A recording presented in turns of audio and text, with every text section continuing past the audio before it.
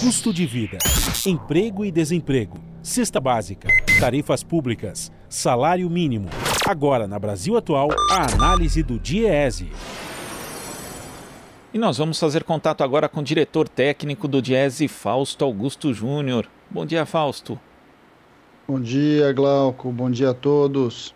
Fausto, o DIEESE vai completar amanhã, 22 de dezembro, 65 anos, né? Uma entidade que nasceu para fortalecer a luta dos trabalhadores. Queria que você falasse um pouco dessa trajetória da entidade e também do aniversário num ano tão difícil para o trabalhador e também para o movimento sindical, para o Brasil de uma forma geral. Então, Glauco, isso mesmo. Amanhã o DIEESE completa 65 anos. O DIEESE nasceu no dia 22, de dezembro de 1955. E meio ali a um momento de democratização, ali entre o final do Estado Novo e a ditadura militar, um momento em que a questão aí do conhecimento científico, a discussão da ciência estava se fortalecendo, e era um momento importante que os trabalhadores discutiam, então, como se contrapor ao índice de custo de vida da Prefeitura de São Paulo na época. O DIEESE nasce, então, calculando o preço de inflação. Acho que essa foi o grande início ali, as grandes discussões, de certo modo, foram norteando a instituição até hoje. A ideia do DIEESE foi sempre que um conjunto de técnicos deveria levar o conhecimento científico junto à classe trabalhadora. De alguma forma, isso é bastante simbólico, num ano pandêmico, num ano onde a ciência tem sido questionada, num ano onde a própria questão da vacina, que tem sido descoberta, que tem sido objeto aí de desejo de tantas nações, está colocada ali em questão. Ao longo desse período todo, o DIEESE também construiu uma longa discussão sobre o próprio movimento sindical, ajudando o movimento sindical a refletir sobre si mesmo, ou seja, tentando se compreender ali, analisando as suas negociações coletivas, analisando os seus processos paradistas, como a questão das greves, e em grande medida refletindo sobre as mudanças no mundo do trabalho. Muita gente vai se lembrar também do DIEESE, porque o DIEESE, ao longo da ditadura, ele foi bastante importante na discussão que foi levar as greves ali do final dos anos 70, ou seja, a manipulação dos índices de custo de vida.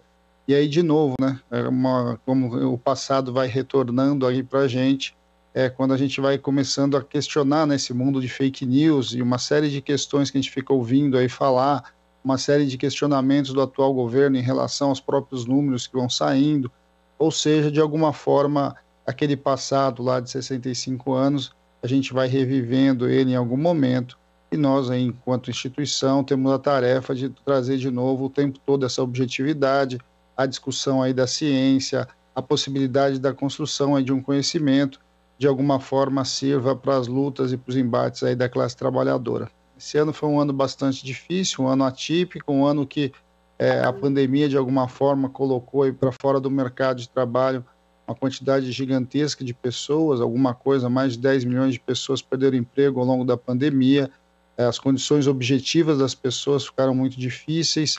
Se não fosse o auxílio emergencial, que está se extinguindo agora esse ano, certamente as condições estariam bastante diferentes.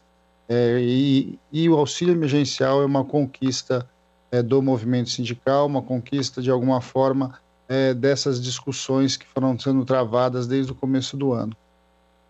E, Fausto, foi um ano difícil para o trabalhador, Ainda não acabou, 2021 também deve ser, infelizmente. E eu queria que você falasse também como foi o ano para o DIEESE, já que boa parte das pesquisas são feitas de forma presencial, teve que haver também todo um trabalho de readaptação das metodologias, das estratégias mesmo da entidade. Eu queria que você me contasse como é que foi essa adaptação, Fausto.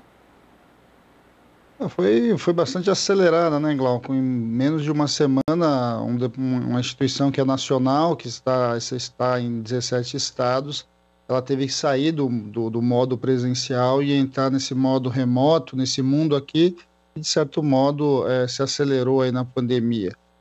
Agora, certamente a maior dificuldade da instituição não foi ir para o modo do home office, foi ter que enfrentar uma série de mudanças que o atual governo tem feito, uma série de questões que foram colocadas enquanto desafios para o movimento sindical. Vamos lembrar que a pandemia começou e logo em seguida o governo já mandou para o Congresso Nacional uma medida provisória, que era uma espécie de uma segunda reforma trabalhista, e de certo modo o embate ali dentro do Congresso foi bastante difícil, né? Foi dessa discussão da MP 927 que nasceu a MP 936, de alguma forma também contribuiu ali para a manutenção do emprego no conjunto dos trabalhadores. Muita gente esquece, né? Já faz mais quase 10 meses dessa discussão, mas o governo naquele momento ele afirmava que os empresários poderiam suspender o contrato dos trabalhadores, ou seja, os trabalhadores ficariam durante a pandemia sem nenhuma remuneração, e também sem precisar pagar as verbas de rescisão, que eram os casos das demissões, né? Foi esse embate também que fez com que minimamente os trabalhadores pudessem acessar o seguro-desemprego, pudesse haver negociação que de alguma forma mantivesse os seus postos de trabalho e garantisse aí, inclusive, estabilidade. Além disso, eu acho que o embate desse ano também, né, Glauco, passou por uma questão da elevação inflacionária. A gente viu o que foi aí aumento de preços, como é que a inflação foi impactada aí, principalmente pela desvalorização do real, e de alguma forma como os alimentos puxaram em grande medida aí o aumento generalizado de preços. É bastante importante, né, nesse período o embate sobre os reajustes salariais, né? Muitas categorias, né, a grande parte das categorias avançaram aí com relação à negociação. Muitas negociações não foram fechadas, até agora ainda estão colocadas enquanto desafio, mas uma grande parte do movimento sindical avançou nas suas pautas, principalmente aí na recomposição de perdas e manutenção de direitos. O ano, de certo modo, é um ano de bastante luta, né, do conjunto dos sindicatos, do conjunto dos movimentos sociais em geral, porque nós estamos naqueles momentos em que você junta, de um lado, uma questão aí vindo da própria natureza, né, ou seja, uma pandemia, e de outro você tem um governo que, de alguma forma, ao negá-la, coloca uma situação bastante difícil para o conjunto dos trabalhadores, né? Então a gente está nesse meio tempo, tendo que trabalhar o tempo todo, de alguma forma ajudando o movimento sindical a questionar muitas das informações, muitas das questões colocadas aí pelo atual governo, de alguma forma preparar aí o próximo ano para um ano que seja um pouco mais, vai ser um ano difícil, um ano duro, mas pelo menos um ano que a gente possa minimamente ter aí como perspectiva a superação da pandemia. E deve ser um ano duro, como você lembrou, a gente não tem a perspectiva ainda de um novo auxílio emergencial. A pandemia voltou a apresentar números alarmantes, o que pode acabar provocando também a decretação de medidas de distanciamento em diversos locais. E sempre que tem um contexto de crise econômica, Fausto, tem aquele segmento ali que defende medidas atinentes à austeridade fiscal, que quer dizer, na verdade, desconstrução dos direitos dos trabalhadores. Então é preciso 2021 também que os sindicatos, os movimentos de uma forma geral estejam bem atentos, porque vai ser um ano de luta, Fausto. Não há dúvida, Glauco. A boa parte das pautas vão acontecer ali pós eleição no Congresso Nacional, né, das presidências. Acho que esse é inclusive um tema que está em discussão agora e vai passar aí as festas de final de ano toda em questão, e de alguma forma isso vai demarcar a discussão das grandes reformas que o atual governo está propondo, em especial reforma administrativa e reforma trabalhista, reforma tributária. É bem provável que o governo também encaminhe uma segunda reforma trabalhista e abra a discussão de uma reforma sindical.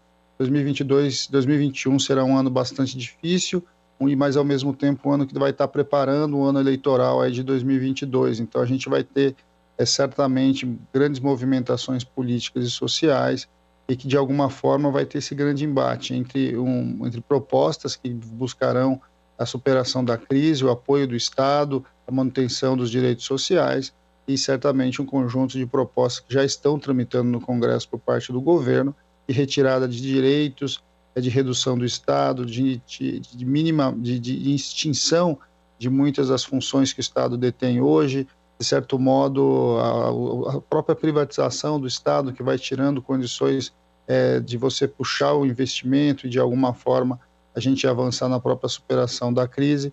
E é bem provável então que a gente ainda tenha que discutir uma série de perdas de direitos que devem estar avanços, tem grande chance de avançar por dentro do Congresso Nacional. 2021 certamente será um ano bastante difícil, mas ao mesmo tempo um ano de bastante luta. Mas é um ano que a gente espera, de alguma forma, você construa a base aí de um outro projeto de país que vai ser discutido no ano seguinte. Ou seja, é um ano daqueles em que muita coisa vai ser resolvida, mas vai ser principalmente um ano de encaminhamento aí para eventuais mudanças a partir de 22. E Fausto, está no ar uma campanha nacional de fortalecimento institucional do DIEESE para garantir justamente sua sustentabilidade econômica. Queria que você falasse um pouco dessa campanha e também como que as pessoas, de uma forma geral, podem colaborar, Fausto. Sim, isso é bastante importante, Glauco, porque o DIEESE é um departamento absolutamente autônomo. Ele foi criado e ele é mantido pelo movimento sindical, ou seja, os seus recursos advêm ali da contribuição dos sindicatos, que tem como origem a contribuição dos trabalhadores. De alguma forma, o DIEESE sobrevive desse jeito, é assim que ele financia as suas pesquisas, e é por isso que a gente vai sempre à sociedade discutir com ela possibilidades do seu fortalecimento. A campanha está no ar já há algum tempo, né? Está no ar aí já há mais de um ano, e agora a gente incentiva, porque a gente amplia a campanha para o conjunto da sociedade, e pode aí apoiar o DIEESE sobre várias formas, mas principalmente por meio aí de doações financeiras que acontecem tanto de maneira individual quanto de maneira coletiva e institucional, pelo site www.diese.org.br. No momento que a gente está aí de bastante dificuldade do ponto de vista do financiamento de pesquisas, do ponto de financiamento da ciência aqui no Brasil, de certo modo, um ataque às organizações sindicais, às organizações sociais, a manutenção da instituição como o DIEESE é bastante importante, porque ela, de certo modo, faz essa ponte entre a pesquisa, entre o conhecimento científico e a luta dos trabalhadores em geral. Então, se você quer nos apoiar, por favor, entre no site www.diese.org.br e aí contribua um pouco para essa luta, para que a gente possa continuar produzindo dados e informações para o conjunto dos trabalhadores. Dados que são fundamentais justamente para a organização da luta dos trabalhadores. Fausto, muito obrigado pela sua participação e até a próxima. Eu que agradeço, Glauco, e aproveito aqui, né, porque a gente vai entrar em férias, né, então eu desejo a todos um Feliz Natal e um 2021 mais tranquilo do que esse, que foi bastante difícil para todos nós. E aí, ao longo da semana, aí o DIEESE continua aqui na rádio, mas aí vai ser substituído aí pelo Silvestre, a gente vai conversando, vocês vão ter a possibilidade de conversar com mais pessoas. De novo, bom Natal e bom Ano Novo a todos. Bom Natal, bom Ano Novo, Fausto. Estaremos aí na luta no ano que vem. Conversamos aqui com o diretor técnico do DIEESE, Fausto Augusto Júnior. Esta é a Rádio Brasil Atual. Tá.